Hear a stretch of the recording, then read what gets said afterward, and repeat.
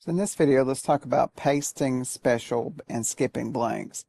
So in this example, we've got exams that were taken and then makeup exams.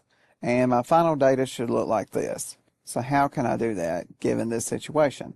So first, what I'm going to do is I'm going to highlight from my B3 to B cell the data. I'm going to copy and paste it over here.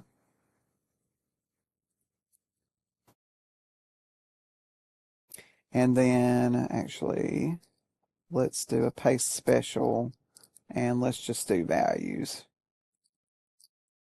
Okay, next thing I'm going to do is highlight that same group of data, but the makeup exams. I'm going to copy, and then beginning in cell I3, right click, paste special.